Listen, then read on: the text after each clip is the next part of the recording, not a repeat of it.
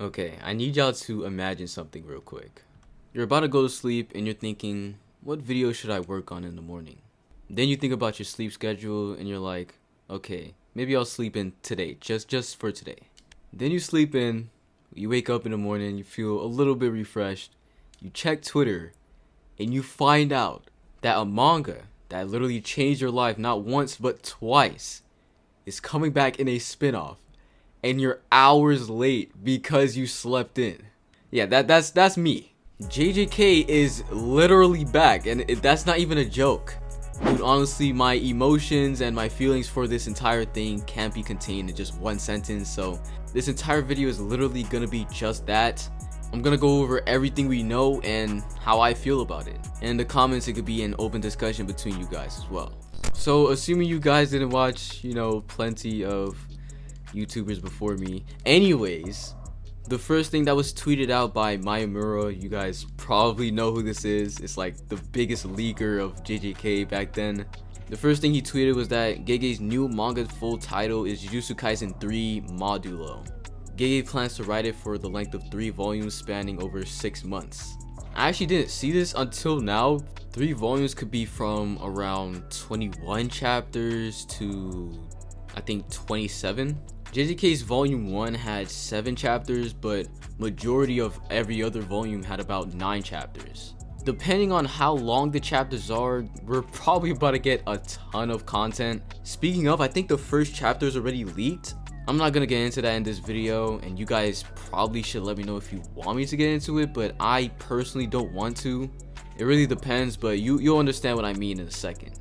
Next, we find out that Jujutsu Kaisen 3 continues from where JJK left off, and the protagonists are Yuta's grandkids. By the way, if you don't know what this means, JJK had a couple of extra pages that came out last year, and the one of note is this little gag scene where Yuta's grandkids find Panda in like the storage room, and by then he completely shut down because of what Kajimo did to him all those years ago, but he reawakens sometimes, and he suddenly did it when Yuta's grandkids were, I think, fighting over him. Regardless, we're talking decades into the future.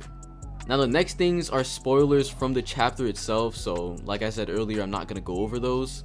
But Maya did give us something that Gege said directly to the audience, so let's get into it right now.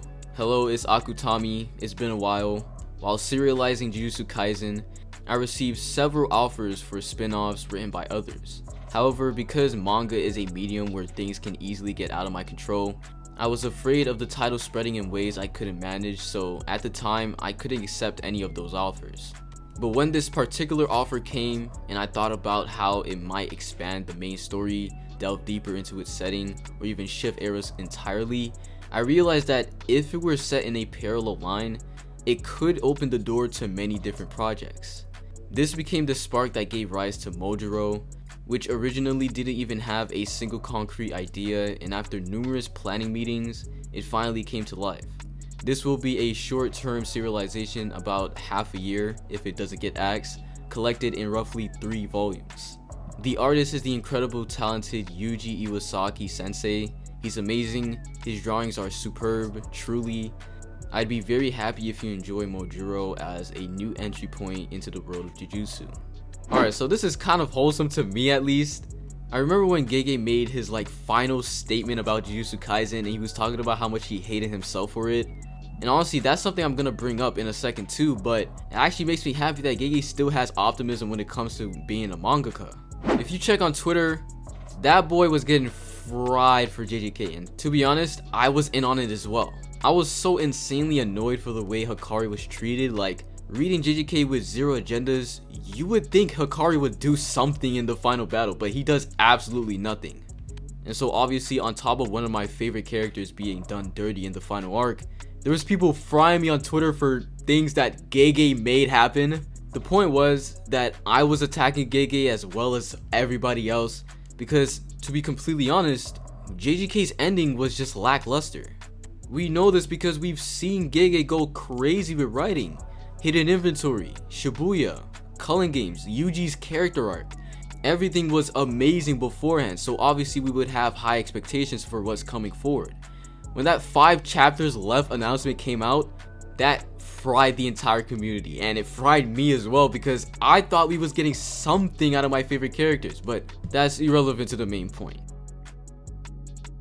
There really isn't anything else that Maya actually tweeted that we need to know, and that isn't spoilers of the actual manga. So let's go on to talk about what this can all mean, what we can expect.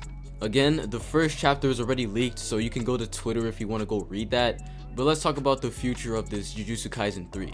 I think the best first thing to go into is actually what plot lines we didn't see get finished in the original story. Obviously, there was a ton of unfinished plot lines, but obviously he's not about to go into something as little as maybe Charles getting his ribs back, you know what I'm saying? But there are plot lines that I can see be talked about in the new series. First being something that my friend Kyle actually showed me, and it was something about Panda. Obviously you would have to wait for maybe Kyle's video on it, but Panda has some kind of weird lore. We found out in chapter 147 that to make something like Panda, you need a core that houses 3 highly compatible souls, and you put it into a cursed corpse. And in that cursed corpse, the souls have to constantly observe each other. Well, we see exactly that in chapter 185, and I never noticed this until Kyle told me about it. I thought this chapter was like Panda's flashback, but no, this is what's going on inside of the cursed corpse. We see the 3 souls that constantly observe each other, Panda, the gorilla, and I was gonna say a rhino, but I literally don't know what this animal is. But regardless, these are the 3 souls that observe each other. But here's where it gets interesting. Midway through the imagery, we see 2 other animals. This begs the question of if Panda has 2 extra cores that he never unlocked. But also it could just mean that they were separate souls that aren't meant to be observing each other. But regardless, we know that they continuously play with Panda and Gorilla, so what's to say that they're not observing each other as well? It's really weird. And then there's also their dad that pulls up at the end of the chapter, but the dad specifically is to show Kajimo destroying the 2 cores.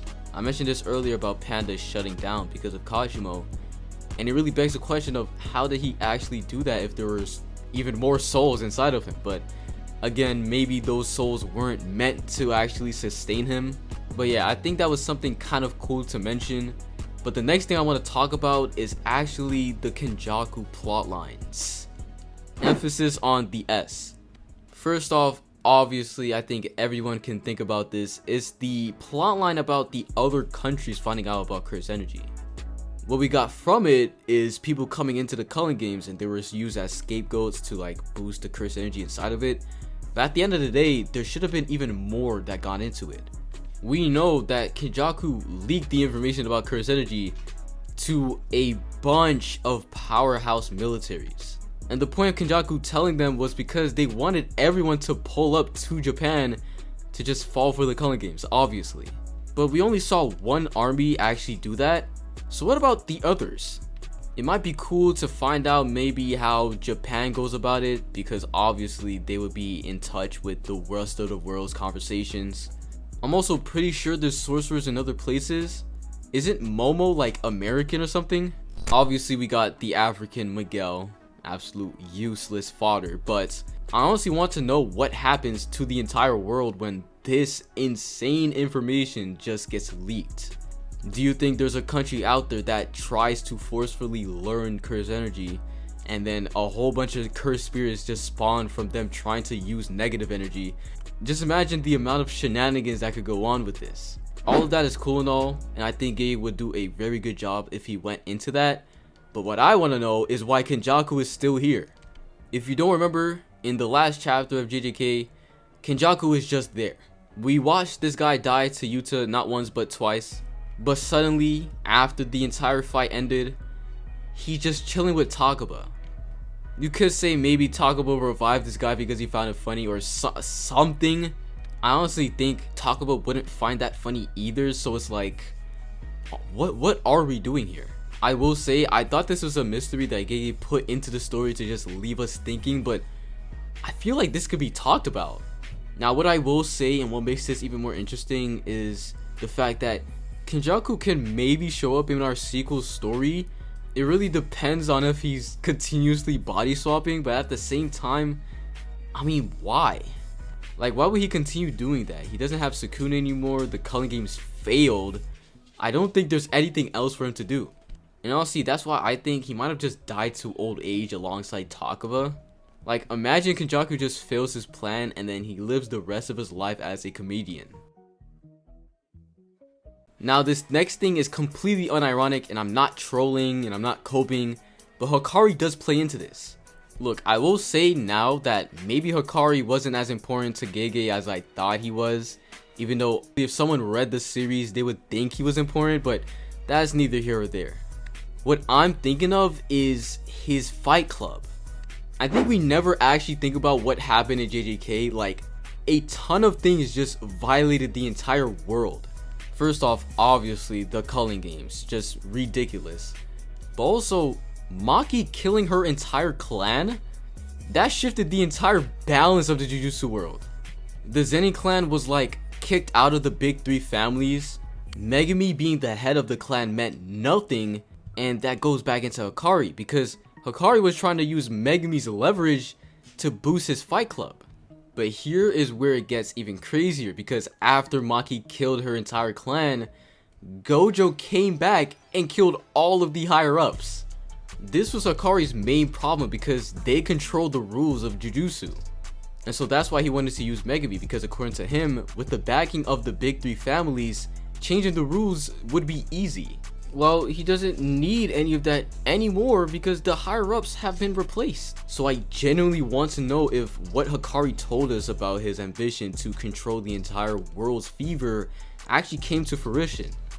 Or again, on the other hand, Gege could completely forget about that and not really care about it. So, you know, maybe I'm in over my head here.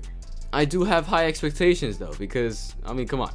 One more thing I want to go over before I end this video is something regarding Gege. It's actually kind of funny because this conversation is something I was having, I think, maybe a week ago, and it was about Gege's constraints when he was writing JJK. I briefly mentioned it earlier, but we saw what Gege could do. Shibuya, hidden inventory, culling games, those were great. Obviously, we fell off by the end, and I gave him his crap for it, but acknowledging everything that was going on, Gege's health issues, you know, Shonen Jump, Gege didn't really have the freedom to get everything done.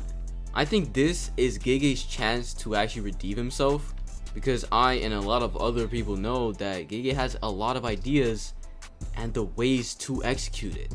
This thought honestly just sparked up because I saw this on my Twitter feed, and it really confused me, because why?